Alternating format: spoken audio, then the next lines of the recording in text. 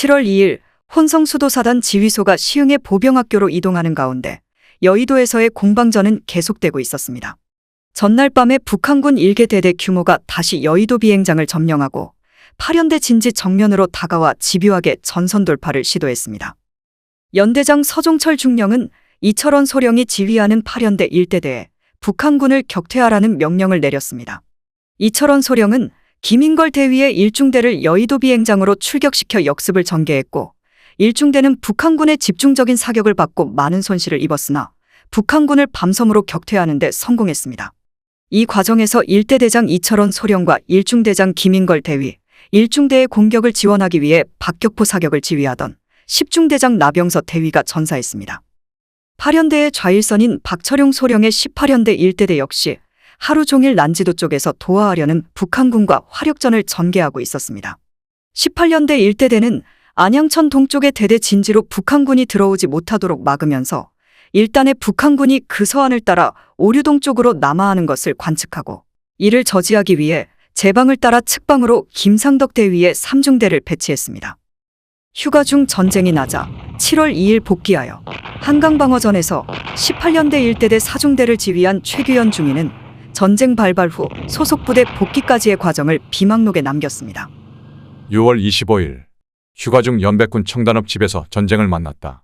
12연대 11중대장 한보석 중위와 함께 연안으로 집결하려다가 여의치 못하여 청룡에서 배수진을 치고 함께 싸웠다. 바닷물이 빠지자 용매도로 건너가 17연대 일부 병력을 수습하여 배를 모았다. 백석포 일대의 적선이 보인다고 하여 배를 띄워 덕적도로 향했다. 6월 28일 오후 4시 30분 덕적도에서 17연대 병력은 동연대 김삼만 중위에게 인계하였는데 총 63명이었다. 다시 배를 저어 오후 10시에 인천 앞바다에 이르렀다. 사람을 보내본즉 무슨 까닭인지 인천으로는 상륙할 수 없다고 하였다. 다시 4시간을 노를 저어 어떤 섬에 도착했다. 6월 29일 오전 9시 30분 그 섬을 출발하여 화성군 반월면 봉우리 부근 해안에 도착했다. 육지에 올라 민가의 주선으로 점심 식사를 하였다. 오후 9시 수원 육군본부에 집결하여 100명으로 편성된 혼성중대장으로 임명되었는데 병력이 모두 비무장이었다. 6월 30일 오후 12시 25분 명령에 따라 시흥지구 전투사령부에 가서 신고를 하니 비무장이라 하여 다시 수원으로 돌려보내졌다. 7월 1일 오전 4시 수원 육군본부에 도착했다. 무리해서 견딜 수가 없었는데 마침 노량진으로 증원된다는 연대가 있기에 합세하여 다시 시흥으로 갔다. 안양에 이르니 역시 비무장이라 하여 헌병이 앞을 가로막은 까닭으로 뜻을 이루지 못하고 수원으로 되돌아갔다. 정오 무렵 수원에 도착하여 무장 병력 95명을 얻었다. 몸이 날아갈 듯 기뻤다. 밤중으로 다시 시흥에 갔다. 7월 2일 오전 5시 시흥에 집결하여 잠시 쉰 뒤 알아보니 18연대 1대대가 영등포에 있다고 하였다. 정오 무렵 영등포에 이르러 비로소 1대 대장 박철용 소령의 지휘 하에 들게 되어 김포가도로 나가게 되었다. 먼저 다른 사람들이 파놓은 호 속에서 강 건너 땅을 바라보니 보이는 것은 오직 붉은 불덩어리와 검은 연기뿐이었다. 이날 종일 앉아서 적의 포탄을 맞았다. 어떤 병사는 호 속에 포탄이 떨어져 형체도 없어지고 말았다. 병사들이 할 수 있는 일이란 오직 한 가지, 적의 포탄에 맞지 않게 해주십사 기도하는 것뿐이었다. 이날 김동준, 이홍식, 이관영, 장종진, 표준철, 김영록, 김경포, 장성용, 이용환, 김영산 등 병사 10명이 전사하고 중대선임 하사 김희익이 실종되었으며 김대성, 장찬규 두 병사가 부상을 입었다. 모두 적의 포탄에 의한 것이다. 이를 보면 혼란스러웠던 전장 상황과 혼성부대 편성 과정, 그리고 낙오한 장병들이 전선에 복귀하기 위해 얼마나 처절하게 노력했는지를 알 수 있습니다.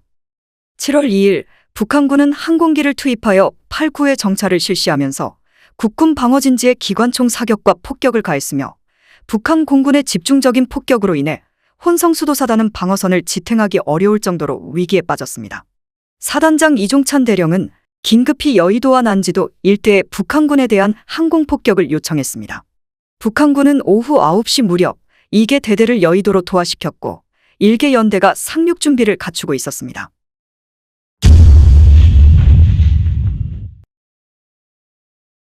(7월 2일) 혼성 7사단 예하 25연대 혼성대대와 1연대 혼성대대가 방어하고 있는 노량진 일대의 강변진지는 북한군이 교두보를 확보하지 못한 가운데 전날부터 이어지는 공방전이 반복되고 있었습니다. 혼성 7사단은 대체적으로 방어선을 유지하고 있었으나 사단 우측 반포 과천 일대로 침투한 북한군으로부터 위협을 받고 있었습니다. 이에 따라 시흥지구 전투사령관 김홍일 소장은 육군본부의 혼성 7사단 측면에 북한군 위협을 속히 제거해 줄 것을 긴급히 요청했습니다. 북한군은 도하 병력이 부족했음인지 과감한 공격을 시도하지 않고 몇 차례의 항공폭격 지원하에 방어하고 있는 국군 9연대와 25연대 예하의 대대들과 일진일퇴의 공방전만 되풀이할 뿐이었으며, 이러한 상황 속에서 국군 대대들은 강병고지에서 수도고지로 연결되는 능선의 진지를 그대로 확보하고 있었습니다. 25연대 2대대 3소대장 이익수 소위는 이날의 전투 상황을 다음과 같이 증언했습니다. 이날 아침 3소대는 동작동의 한 고지를 점령하고 있었습니다. 그 고지는 일개 소대를 겨우 수용할 수 있는 작은 봉우리였습니다. 소대가 고지를 점령하자마자 적의 포화가 집중되었고 화력이 중대와 소대를 차단하여 소대는 고립되었습니다. 계속된 포격으로 인해 조그만 고지에 50여 발이 장렬했고 소대는 2개 분대의 사상자를 내어 12명만 남게 되었습니다.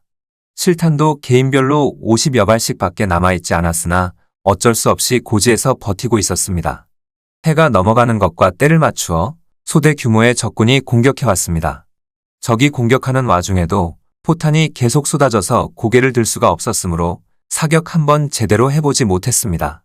할 수 없이 적을 진지 앞으로 바싹 끌어들인 다음 수류탄으로 사생결단을 내기로 하고 병사들에게 수류탄 2발씩을 나누어 주면서 하나, 둘, 셋 하는 구령에 따라 수류탄을 던지며 함성을 지르게 했습니다.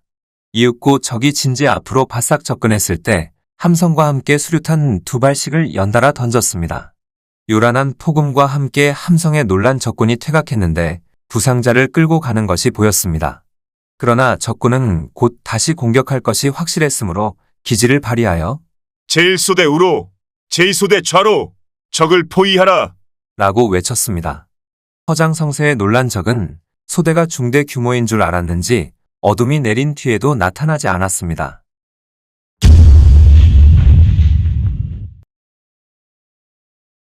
혼성 2사단장으로 새로 부임한 이알림 대령이 예측한 것처럼 북한군은 7월 1일 밤부터 야음을 틈타 신사동 부근으로 도하하여 양재동 부근의 5연대 진지를 돌파하고자 했습니다. 95고지를 중심으로 진지를 구축한 최창원 중령의 5연대는 연대 방어 진지를 포위하면서 공격하는 북한군과 수류탄 투척거리에서 근접전까지 펼쳤지만 연대장 최창원 중령이 다리에 부상을 입고 쓰러지고 점점 더 거세지는 북한군의 공격에 밀리기 시작했습니다. 더 이상 진지를 사수하기 어려웠던 5연대는 과천으로 후퇴하여 병력을 수습하게 되었으며 연대장 최창원 중령은 수원을 거쳐 대전으로 후송되었습니다. 이에 따라 양재동에서 시흥동으로 이어지는 도로는 북한군에게 완전히 넘어가게 되었습니다. 북한군 문서에 의하면 북한군 3사단은 사단 이제대인 9연대가 사단 특과부대들과 함께 7월 2일 아침까지 강남으로 도하함으로써 3사단 전체가 도하를 완료한 것으로 되어 있습니다. 북한군 3사단은 한강을 도하한 후 죽전동 방면에서 후퇴하는 국군을 계속 추격하면서 동북방으로부터 수원을 공격하라는 지시를 하달받고 9연대를 7월 2일 오전에 공격으로 전환했으나 진격 도중 국군으로부터 역습을 받았습니다. 소련 군사고문단장 라주바예프의 보고서에는 북한군 3사단 9연대는 국군으로부터 역습을 받고 치열한 공방전을 전개했으며 국군의 기습적인 측방 공격에 의해 막대한 손실을 입었다. 라고 기록되어 있습니다. 혼성 2사단장 이알림 대령은 7월 1일 밤부터 양재동 정면에서 5연대가 북한군의 공격을 받게 되자 그동안 과천에서 예비대로 대기했던 유해준 중령의 보병학교 혼성연대를 양재동 인근으로 이동시켜 북한군의 공격을 저지하고자 했습니다. 보병학교 혼성연대는 양재동 남쪽 5km, 옥녀봉 북쪽 기슭에 193고지로 이동하여 북한군의 공격로로 예상되는 양재동 시흥동 도로를 방어하고자 했습니다. 보병학교 혼성연대는 양재동 상공으로 치솟는 화염을 바라보면서 과천 양재동 도로를 따라 동쪽으로 이동해 7월 2일 새벽에 목표 지점인 193고지 동쪽 기슭에 도착했습니다. 연대는 목표 지점에 도착한 직후 시흥동을 향해 동남향으로 이동 중인 북한군 차량 대열을 발견했습니다.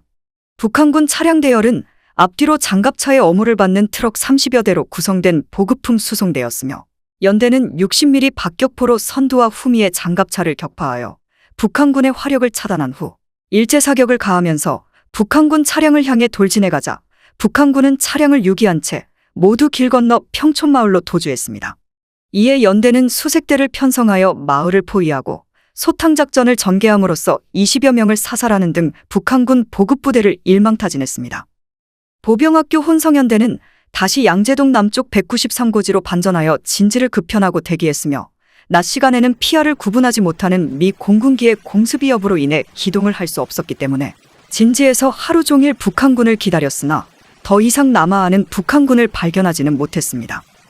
북한군의 보급 차량이 남쪽으로 이동하는 것으로 보아 일단의 북한군이 국군 방어선을 돌파하여 금곡동으로 이동했음이 분명해지자 혼성 2사단장 이알림 대령은 북한군 병력이 후속할 것으로 판단하고 유해준 중령의 보병학교 혼성연대로 하여금 193고지 부근에서 시흥동으로 향하는 도로를 계속 방어하도록 지시했으며 문용채 대령의 16년대는 우면산 진지를 고수하면서 과천 정면으로의 북한군 공격을 방어하게 했고 양재동에서 철수한 사면대를 과천 동남쪽 348고지에 배치했습니다.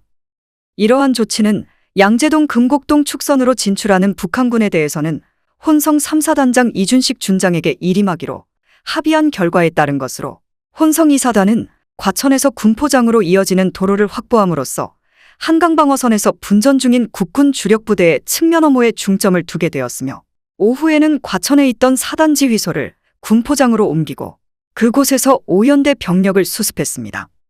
한편 7월 1일 금곡동 부근의 진지를 구축한 강태민 중령의 22연대는 김병희 중령의 25연대 및 송관도 소령의 육군사관학교 생도대대와 함께 진지를 강화하면서 북한군의 공격에 대비하고 있었으나 북한군 3사단은 선두부대가 7월 1일 판교 삼거리 부근으로 진출한 이후부터 더 이상 공격을 하지 않았습니다. 이것은 생도대대와의 일전에서 입은 손실이 적지 않았고 또한 뒤따라야 할 보급부대가 16년대 수색중대에 의해 길이 막힌 까닭에 그들만의 단독 행동이 여의치 않았던 것으로 분석되었습니다. 7월 2일 새벽 북한군은 병력에 대해서는 어느 정도 증원을 완료했으나 보급부대가 보병학교 혼성연대의 기습을 받아 중도에서 괴멸되는 등 보급에 큰 차질을 빚게 되고 미 공군기의 부단한 공중위협으로 전위가 위축되어 공격을 시도하지 못하고 있었습니다.